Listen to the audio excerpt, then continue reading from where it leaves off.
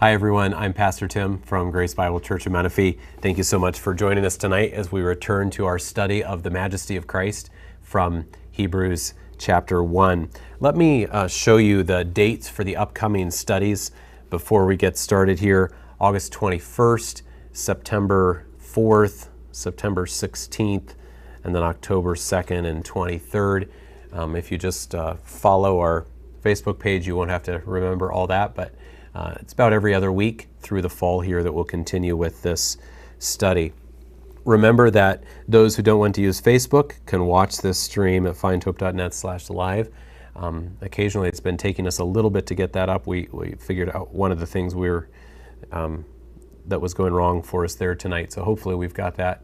But that allows you to watch if you're not on Facebook. And if you are not on Facebook, you can text comments or questions to 951-809-3194. That's also the number to text us if you have any problems with the stream, or if the stream stops working and you want to check and see when we'll be back up, you can always use that number. That's the number we're monitoring while we're streaming live. Those of you who are on Facebook, do use the Facebook comments if you have any questions as we go along the way. And I've also had a little bit of a problem with rushing a little bit on a couple of these studies, so don't be afraid to just ask me to go back over something if I just went too fast. So if you haven't shared this stream yet tonight, go ahead and do that now. That's your way of inviting others to see if they want to come to Bible study with you this evening. Make sure you have your Bible ready now, and we will turn our attention to God's Word. So we'll bring up Hebrews chapter 1 on screen here, and I need to get out of Acts chapter 3 and get us over to Hebrews chapter 1, if we can get that on screen now. Hebrews chapter 1 and verse 1. Long ago, at many times and in many ways, God spoke to our fathers by the prophets, but in these last days he has spoken to us by his Son, whom he appointed the heir of all things, through whom also he created the world. He is the radiance of the glory of God and the exact imprint of his nature, and he upholds the universe by the word of his power. All right, we'll stop there. We're not actually going to go quite that far into verse 3 this evening. So we're starting into those first two phrases in verse 3, and as you can tell there, we are talking about the nature of Christ. And so there is a certain weightiness to this study because we have got to understand Jesus correctly. As I've prepared this today, I found myself praying, Jesus, help us know you as you really are. Help us understand what you're telling us about yourself here. That doesn't mean we'll ever completely comprehend who Jesus is, but I'm just saying that we want to come to a passage that gets down to the heart of who he is like this and take it very seriously, that we might really know and understand him. It's sobering to explore the depths of who Jesus is. Okay, let's look back at the text again. Long ago, at many times and in many ways, God spoke to our fathers by the prophets, but in these last days, he has spoken to us by his Son. So there's the heart of our text, right? What these verses are all about is this: in these last days, God has spoken to us by his Son. God has spoken in a climactic way, the greatest way, and that way is, well, as the ESV translates it, by his Son. But as we've talked about, part of the emphasis there is the way he has spoken is in a Son. He didn't just send a message through a servant or a messenger or a prophet or a telegraph or an email or a text or a chat. He spoke to us now in a Son, the Son, Jesus Christ. And as we learned at the end of verse 2, this was in our last study, Jesus is the Alpha and the Omega. See this here? He appointed him the heir of all things, and through whom also he created the world. So he's the heir of all things, all the way to the end when even death itself is destroyed. So he's the Omega, he's the end, but he's also the Alpha, the beginning, because it says through whom also God created the world. And so as we talked about last time, everything that exists, if it's not God, then Jesus created it. All that exists outside of God exists because the Son of God created it. So God has spoken through a Son, who is the creator of all things and the heir of all things, the beginning and the end. So that's a pretty good start for Jesus's qualifications to be God's great and God's final message for mankind. But now in verse 3, what we're going to see is a little more directly why Jesus is qualified, or a little more specifically, why the Son can reveal God to us. So one verse that really captures all that we are talking about tonight is John 14, verse 9. Jesus said these words, "Whoever has seen me has seen the Father." Whoever has seen me has seen the Father. And notice he didn't just say has seen something about the Father or a little bit of the Father. He just said it directly.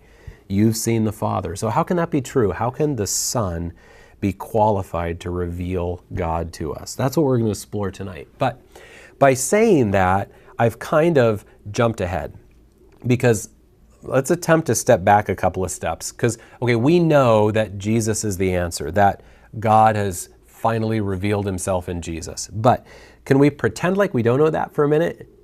Can we step back and say, if God was going to climactically reveal himself, what would that look like? What would you see when God revealed himself? So think with me about a car show where there are these large sheets that are suddenly lifted and a new car is revealed. Well, what would happen if the sheet was suddenly lifted and God was revealed?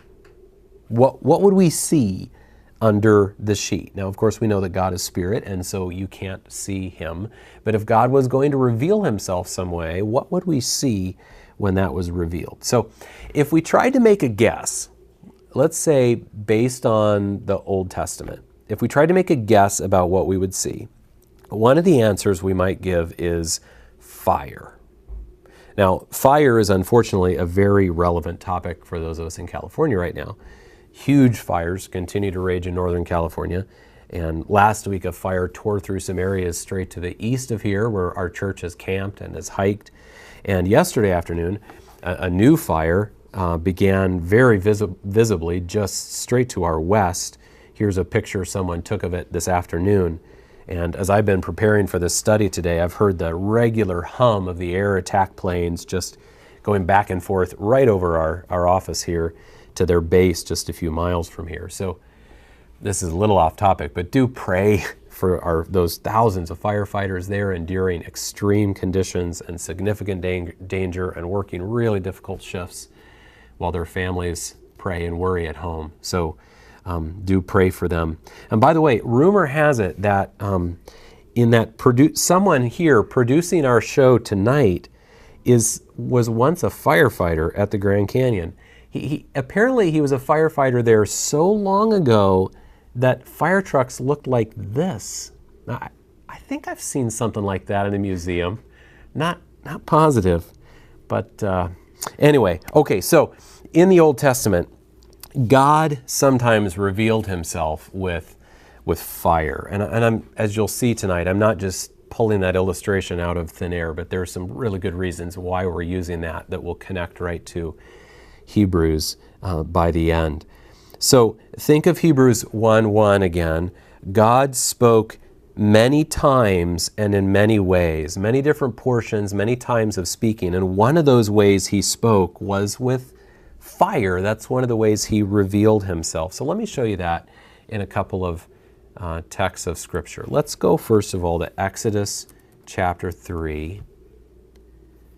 Now Moses was keeping the flock of his father-in-law Jethro, the priest of Midian, and he led his flock to the west side of the wilderness and came to Horeb, the mountain of God. And the angel of the Lord appeared to him in a flame of fire out of the midst of a bush. He looked, and behold, the bush was burning, yet it was not consumed. And Moses said, I will turn aside to see this great sight, why the bush is not burned. When the Lord saw that he turned aside to see, God called to him out of the bush, Moses, Moses. And he said, Here I am. Then he said, Do not come near. Take your sandals off your feet, for the place on which you are standing is holy ground. So there, God's presence revealed through fire This one's maybe even more well known. When the children of Israel came to Mount Sinai, Exodus chapter 19, verse 16. On the morning of the third day, there were thunders and lightnings, and a thick cloud on the mountain, and a very loud trumpet blast, so that all the people in the camp trembled. Then Moses brought the people out of the camp to meet God, and they took their stand at the foot of the mountain. Now Mount Sinai was wrapped in smoke because the Lord had descended on it in fire. The smoke of it went up like the smoke of a kiln, and the whole mountain trembled greatly. If we continue into the next chapter, Exodus chapter 20 and verse 18, now when all the people saw the thunder and the flashes of lightning and the sound of the trumpet and the mountain smoking, the people were afraid and trembled, and they stood far off, and they said to Moses, "You speak to us and we will listen, but do not let God speak to us lest we die." But God revealed himself at Sinai in fire, and it terrified the people. Deuteronomy 4 and verse 11, this is Moses referring back to Sinai, and he says to the people, "And you came near and stood at the foot of the mountain, while the mountain burned with fire to the heart of heaven, wrapped in darkness, cloud, and gloom. Then the Lord spoke to you out of the midst of the fire. You heard the sound of the words, but saw no form. There was only a voice." So note there that there was no form of God, only God's voice. So the fire was not a form of God. God was not the fire, but the fire was a sign of God's presence. So what we see in those passages is that those were physical manifestations of fire that represented God's presence. Okay, but then we also have prophetic visions of God in which he appeared like fire. So let me show you a couple more passages here. Ezekiel chapter 1. Ezekiel 1 and verse 4. Notice how Ezekiel saw the glory of the Lord. "As I looked, behold, a stormy wind came out of the north, and a great cloud with brightness around it, and fire flashing forth continually. And in the midst of the fire, as it were, gleaming metal." And as later we'll see later in the chapter, that gleaming metal was what he was seeing as the presence of God. If we skip down further in this chapter, Ezekiel 1:26. "Above the expanse over their heads there was a..." Whoops. Sorry about that. Leave my mouse alone. Okay. "Above the expanse over their heads there was the likeness of a throne in appearance like sapphire. And seated above the likeness of the throne was a likeness with a human appearance. And upward from what had the appearance of his waist, I saw as it were gleaming metal, like the appearance of fire enclosed all around. And downward from what had the appearance of his waist, I saw as it were the appearance of fire, and there was brightness around him. Like the appearance of the bow that is in the cloud on the day of rain, so was the appearance of the brightness all around. Such was the appearance of the likeness of the glory of the Lord, and when I saw it, I fell on my face." And then he heard God speak. So notice here in verse 28, he says, "Such was the appearance of the likeness of the glory of the Lord." The appearance of the likeness of. In other words, this was something that looked like the glory of God. God is not physically a fire, but it is apparently a helpful way to display God's glory or to show God's presence. God is spirit and you can't see him. So before Jesus, one of the portions or one of the ways in which God revealed himself was through fire, flames, glowing, light, those kind of things. So those things are apparently a helpful picture of God's glory, God's intensity, maybe even God's danger, because you see the fear there. So think back to the cars. What would happen if the sheet was suddenly lifted and God was revealed? What would we see under the sheet? Well, if we were trying to guess based on the Old Testament, we might think of something like fire. We might see gleaming metal and burning fire. But the problem with that is that fire can only give us a partial revelation of God. It's helpful, but it's only partial. We need a more complete revelation of God. For example, fire is not a good example of patience or kindness or love, because fire just wants to go and run. It's destructive. It's not a good example of wisdom because it just plows through anything in its path. It's not a good example of self-control because it's just at the mercy of wind or whatever other factors drive it. So fire can give us a partial revelation of God, and that's just what Hebrews 1:1 tells us. It tells us that the revelation before Jesus came in parts. There wasn't a complete package of all that God is. So when the sheet is lifted and we get the complete revelation of God, it won't be fire. So let's look back at our text now, Hebrews 1. So when the text is lifted, when the sheet is lifted, we see that he has spoken to us by his Son. So we see a Son. But why God's Son? Why is that what's under the sheet? Well, because he appointed the Son heir of all things, because he created the world. The Son is the beginning and the end, the eternal one, the giver of life, and all those things we've already talked about. But verse 3, he is the radiance of the glory of God. This is why God could speak in a Son, because his one and only Son is the radiance of the glory of God. So let's start to work through what that means. And first of all, just this little word is has some importance here, because back in verse 2, God has spoken, God appointed, God created through him. Those all have some of a past idea to them. And then here, the tense changes into something that's a current reality.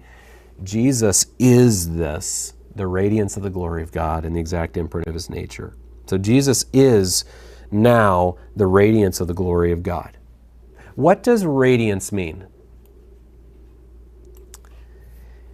If we look at the definition, let me show you this.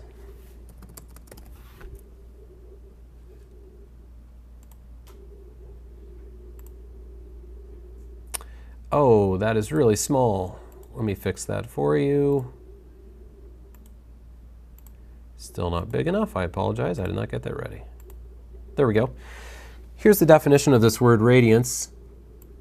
Let's look at this section right here. So first of all, this says that in the active, when it's right here, this ACT refers to active. When it's in the active, it refers to radiance, or the technical word effulgence, in the sense of brightness from a source. You see that there? Brightness from a source. Or it can be in the passive, in the sense of a reflection, brightness shining back, and they say the meaning cannot always be determined with certainty because it only shows up in Greek literature just a brief handful of times. But you see down here what their recommendation is for the translation. If you look right down here, radiance of his glory, that's how they suggest it ought to be translated in Hebrews 1 verse 3. And so notice here, we have this idea of brightness from a source. And what would a source of brightness be for us today? Well, we would think of something electric, like a light bulb or something.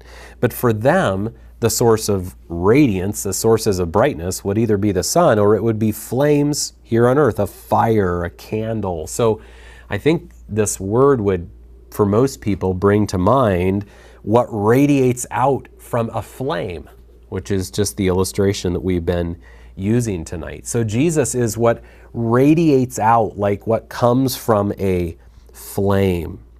Now, there is some argument, as you see here, there's some argument over whether Jesus is the radiance of the glory of God or the reflection of the glory of God. Radiance or reflection. And it's interesting that almost all the translations choose radiance, except the Jehovah's Witness translation, which goes with reflection, probably because that allows them to suggest that Jesus is less than God. He's just a reflection of God. And that is really silly, because if you think of fire, think of yourself close to a fire. Whether the flames and the heat and the light come right at you or reflect off something else and then come at you. The flames and the heat and the light are still the fire itself coming at you, whether it's direct or whether it's in some way reflected. So it really doesn't make a point to translate it reflected. And just about every translation goes with radiance. But the point is the same. Jesus is God's glory shining to us. Jesus is God's glory shining to us, the radiance of God's glory. He's the radiance of the glory of God reaching us so that we can see it. Okay, so to go back to our question earlier, if you lift the sheet and reveal the glory of God, what would you see? You would see Jesus. You would see a son who took on humanity, a son who lived a perfect life, a son who was a gentle shepherd and a mighty warrior for righteousness and justice, a son who loved children and put them on his lap and attacked demons, a son who was obedient to the point of death for our sin, a son who rose again with all authority. The climactic revelation of God wasn't fire. It wasn't thunder. It wasn't quietness. It wasn't an angel. It wasn't a rainbow. It wasn't precious jewels. It was a son. Jesus is the radiance of God's glory. When God's glory shines to us, it looks like Jesus, a perfect son who came for us. So again, John 14:9, whoever has seen me has seen the Father. Why? Well, because Jesus is the radiance of God's glory. He is God's glory shining to us. Now, what does this teach us about Jesus? If this is true, then who is Jesus, or what is Jesus? Some people think Jesus was a great prophet. Some people think he was like a demigod, a partial God, or someone progressing toward godhood or something like that. Some people think he was a separate God. But if Jesus is the radiance of God's glory, it helps us know what's true about him. So what I want to do is try to continue using fire as our illustration, since this word in our text refers to radiance from a flame. How does a fire make itself known? Well, there might be sound if you're close, pops and crackles and roars. Of course, there will be nasty, terrible smoke, like the smoke that's closed Yosemite Valley for the last couple of weeks. But none of those things really connect with Hebrews 1:3, because this is radiance. This is brightness that shines out from a source. So suppose it's night, so you can't really see the smoke of a fire very well, and you're far enough away that you can't hear the fire or smell it, but the fire still makes itself known to you. How? Well, the flames and the light. So last night, this fire not too far from us burned in an area that hundreds of thousands, millions of people really could see it. And so social media was full of these nighttime pictures of glowing flames off in the distance. Now, most of those people were many miles away. I mean, none of those people could go be inside the fire itself. It would kill them. But the fire's radiance was revealing itself to them. Now, let me be quick to say, I'm not a scientist, okay? I'm just speaking from practical observation here, not speaking technically. But I think just in a practical sense, we could say that the flames and the heat and the light that come out from the fire make it known. It's like they come out from it and make it known, yet those things are the fire. We talk about flames leaping from the fire, and yet those flames are the fire. Could I draw a picture? If I had a picture of a fire here on the screen, could I draw a line between the fire and the flames? How would you divide that? The flames, it's like they come out from the fire, but they are the fire. So this is just an illustration, and every human illustration of the Trinity is flawed and can be misunderstood. So this one is flawed too, okay? But maybe it's a little bit helpful to think of it this way. The relationship of Jesus to God the Father is a little bit like the relationship of flames to fire. I think that's what Hebrews 1:3 is communicating to us. Jesus is the radiance of God's glory. You can't separate the flames and say, these are not fire. They come out from the fire, and yet they are the fire. And so Jesus is the radiance of God's glory. He is this display of who God is, but you can't separate him from God. That's because he is God. That's why he's the display of who God is. So God the Father and God the Son are individual persons, yet one God. Jesus is God. And yet, because he's his own person, he comes from God to us and makes God known. So part of what Hebrews 1:3 is teaching us, Jesus is the radiance of the glory of God because he shares that glory. He doesn't just come out from God as something different or distinct. He is God the Son. So Jesus is the radiance of the glory of God because he shares that glory. The glory of God is his. That's why he's the radiance of the glory. Let me show you that in the Bible. 2 Peter 1 and verse 3. Oops, I just turned myself on the iPad, and that's not going to be good. There we go. Okay. Whoa, now our scripture is really big. 2 Peter 1, verse 3. His divine power has granted to us all things that pertain to life and godliness through the knowledge of him who called us to his own glory and excellence. Doesn't that refer to Jesus with the word glory? How about this? Matthew 25:31. When the Son of Man comes in his glory and all the angels with him, then he will sit on his glorious throne. Even more familiar, John 1:14. And the Word became flesh and dwelt among us, and we have seen his glory. John 2:11. This is the first of his signs. The first of his signs Jesus did at Cana in Galilee and manifested his glory. And his disciples believed in him.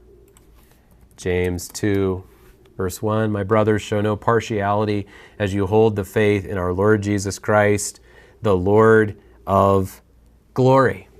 So, how can Jesus be the radiance of God's glory? Because he is that glory. He is God the Son. How can flames reveal the fire? Because they are the fire. How can Jesus reveal God? Because he is God.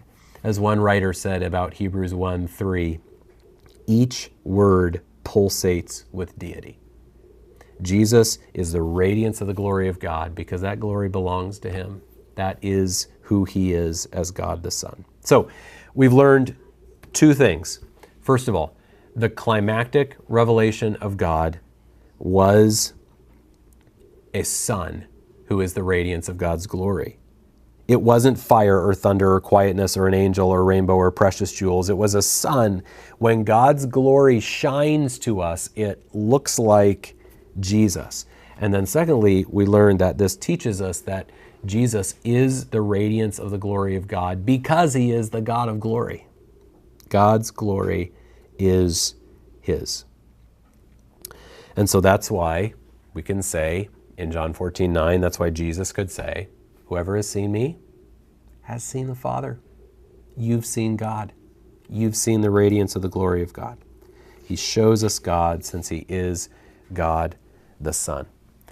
Now, this all connects to another huge New Testament theme, and that is the theme of light. We're not really going to spend time digging into that much tonight, but just think with me about it for a moment. We live in a very dark world. And like the flames shone into the dark night of Southern California last night, so Jesus shone into the darkness of this world. His light, when he shone into the darkness, his light did indicate danger, like those flames last night. He is the righteous one, he's the king, he's the judge, and in that sense he is dangerous. But that's not all that his light communicated about God. His light was also like sunrise bringing a new day, like sun breaking through clouds in winter to give a bit of warmth, like light shining on our path, like rays of hope breaking into a dungeon. His light, yes, it shows danger, but it shows so much more. It shows all of God's character, from the danger to the bright hope to the warm comfort. All of that is in the light of Jesus that has shone into the darkness of this world. He is the radiance of God's glory shining into our dark world and our dark lives. And so that would just, there's so many verses we could look at, but just a couple of them. John 8:12. Again, Jesus spoke to them saying, I am the light of the world. Whoever follows me will not walk in darkness, but will have the light of life. And then the really profound one that would deserve its own study completely is 2 Corinthians 4:4. The God of this world has blinded the minds of the unbelievers to keep them from seeing what? The light of the gospel of the glory of Christ, who is the image of God. Now that word image, icon, is a different word than the one we've been looking at, but it's the same idea very much. Jesus is the light, the good news of this light that is the glory of Christ, because he is the image of God. And so 2 Corinthians 4 continues in verse 6 to say, God, who at creation said, let light shine out of darkness, has shone in our hearts to give the light of the knowledge of the glory of God in the face of Jesus Christ. There it is. The light of the knowledge of the glory of God in the face of Jesus Christ. Jesus is the radiance of the glory of God. So it connects to that light theme in the New Testament. Okay, boy, that was a lot. Let's take a break for just a minute or two here, check for questions, give you a chance to breathe, and then we'll return and we'll talk just a little bit about this next phrase in Hebrews 1:3. He is the exact imprint of his nature. So we'll be back in just 1 or 2 minutes from now.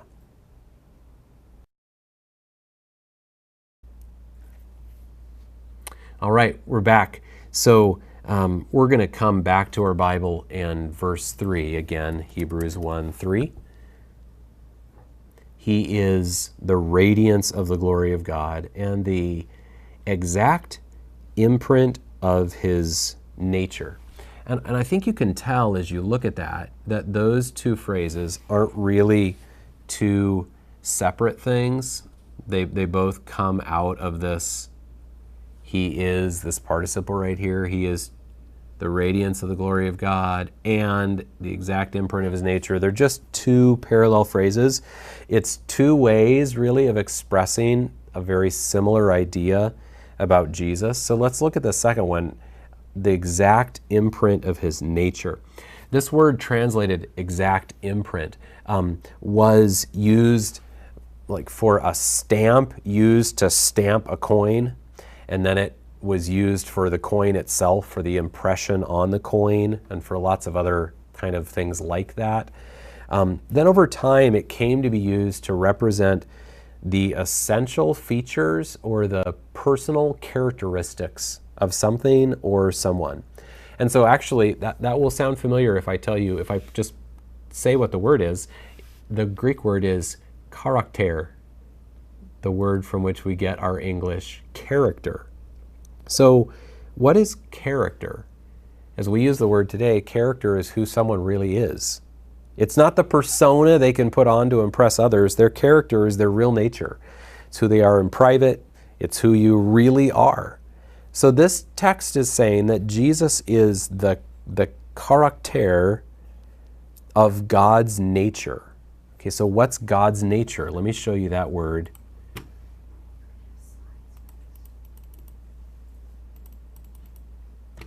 All right, there's character right there.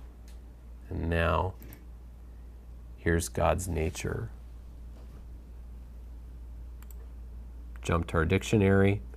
The essential or basic structure and nature of an entity.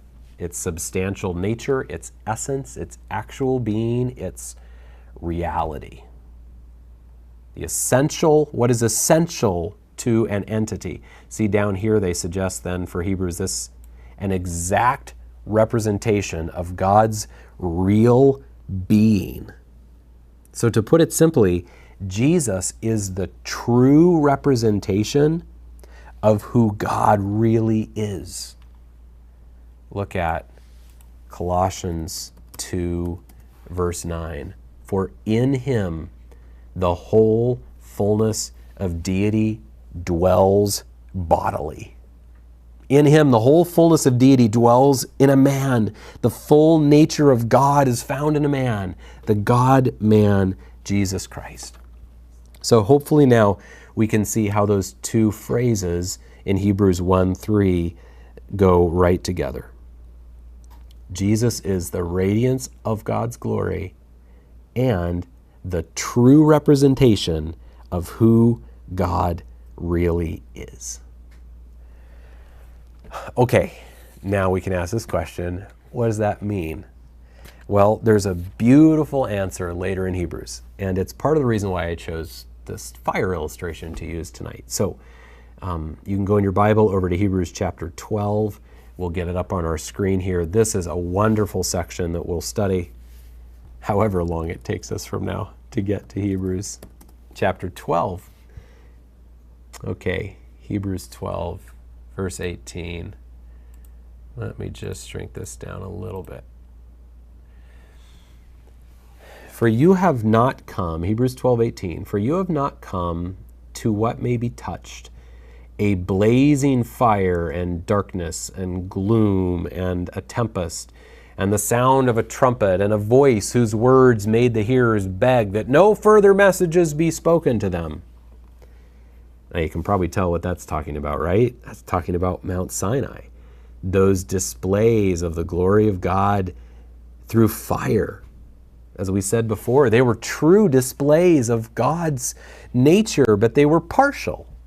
Mount Sinai wasn't supposed to be the end of the story.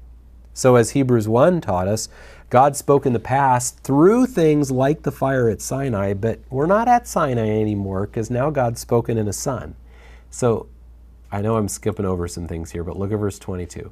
You haven't come to Mount Sinai, he was saying, but you have come to Mount Zion. And so this is a wordplay on Sinai. Now this is the Jerusalem, the New Jerusalem, the place where God dwells. You have come to Mount Zion and to the city of the living God, the heavenly Jerusalem, and to innumerable angels in festal gathering, and on he goes. So instead of coming to this fearful place of fire at Sinai, you've come to a party, a festival. You've come to God's family. You've come to God's city. You've come to God's house. Why is all that possible? Verse 24, because you've come to Jesus, the mediator of a new covenant. The mediator is the one who goes in between, the one who makes it possible for you to come to God. Jesus brings us to God. Okay, so what he's saying here is that God once revealed himself in flames of fire, terrifying at Sinai, and that was true but partial. But then he revealed himself in Jesus, and God's full character was displayed in Jesus. His full glory radiated through Jesus. And so what does that all mean? You see it right here in verse 25. See that you do not refuse him who is speaking. For if they did not escape when they refused him who warned them on earth, much less will we escape if we reject him who warns from heaven. Or we could say, if they did not escape when they refused just a partial display of God's glory, how much less will we escape if we reject the full display of God's glory in Jesus? So look down at Hebrews 12:28. Therefore, let us be grateful for receiving a kingdom that cannot be shaken. And thus, let us offer to God acceptable worship with reverence and awe, for our God is a consuming fire. Wow, is that where we expected that to end? It began with, you haven't come to Mount Sinai, this fiery, dangerous place. But it ends with, remember, God is a consuming fire. That was a true display of God's character. So what that tells us is that we can't think that the God of the Old Testament was fiery and dangerous, and now Jesus has replaced him with someone soft and gentle. I mean, Jesus in Revelation comes with his eyes blazing with fire. God is a consuming fire, not physically, but in his character. That's a true part of his character. And at the cross, God poured out that wrath on Jesus for our sin. And so, when God radiates his glory to us in Jesus, when God shows us his full character in Jesus, and we see his dangerousness and his justice and his kindness and his love and his salvation, we can't ignore Jesus. We can't neglect Jesus when we get this full revelation of who God is. There were people here in Southern California, especially over in Orange County and maybe Corona last night, who didn't sleep much because they were watching those flames. And ironically, they were watching the flames from the holy fire. That's what this one was called. They were paying very close attention to those flames in case they needed to evacuate, in case those flames were really going to matter for them. And so Hebrews says, you got to keep your eyes on Jesus. You have to be looking unto Jesus. All of God's character shines through Jesus, the danger and the love, the truth and the grace, the flaming fire and the light in the dungeon, and the warmth in the cold, and the lamp for our path. All of that's found in Jesus. So what does the author of Hebrews say? Just keep paying attention to Jesus. Just keep listening to him. You cannot neglect him. Not when he is the radiance of God's glory and the true representation of who God really is. Can we go back to our slides for just a second there?